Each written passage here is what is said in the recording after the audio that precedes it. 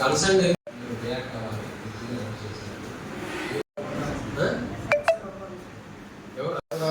చూడటం అనేది మనందరి బాధ్యత. 2023లో మళ్ళీ అమెండ్ అయింది. ఇవన్నీ ఇయర్స్ ఎలా తేడా వచ్చిన వాళ్ళు ఎలా చూడాలి ఉంటుంది. మనకు వెళ్ళేసరికి అక్కడ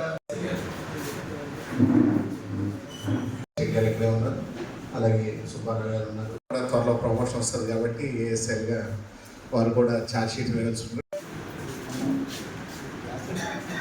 పిల్లలకు సంబంధించినటువంటి ప్రత్యేకమైనటువంటి జోనల్ జస్టిస్ యాక్ట్ అనేది కేవలం ఒక నాల్సా నిర్దేశించినటువంటి గైడ్లైన్స్ అనుగుణంగా పరిస్థితులు కల్పించేలా రాజ్యాంగం అక్కడ మనం ఎలా అరెస్ట్ చేయాలి, చాలా రాజ్యాంగంలోనే వాళ్ళని బాల కార్మికులుగా మార్చకూడదు, మనం కూడా ఇబ్బందులకి ఇంకోకుండా ఉండేటువంటి. అక్కడి నుంచి ఆ కేసు పెండింగ్ ఉండగానే అక్కడి నుంచి డైరెక్షన్స్ ఇచ్చారు. మొత్తం దేశం మొత్తంలో కూడా అన్ని జైల్స్ విజిట్ చేసి ఎక్కడైతే జూనియర్లు ఉన్నారో రిపోర్ట్ చేయమని, జూనియర్లు ఏజ్ ఒకటి నోట్ చేయమని చెప్పి పెద్ద ఎక్సర్సైజ్ జరిగింది. 3 నెలల క్రితం 4 క్రితం మొత్తం జిల్లా తిరిగి నేనే ప్రత్యేకంగా తిరిగి నోట్ చేసుకోవడం జరిగింది. అయితే మన జిల్లాలో అయితే అటువంటి ఇన్సిడెంట్స్ ఏం లేవు.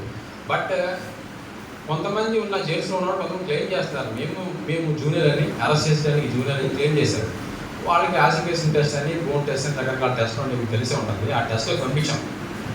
అట్లాగే వాళ్ళు అదేవిధంగా పిటిషన్స్ కూడా దాఖలు చేసుకున్నారు క్లెయిమ్ చేస్తూ వాళ్ళు ఏజ్ చేస్తూ. అయితే ఆ పిటిషన్స్ పెండింగ్లో కొన్ని అయితే ఆల్రెడీ డిస్కస్ అయిపోయింది.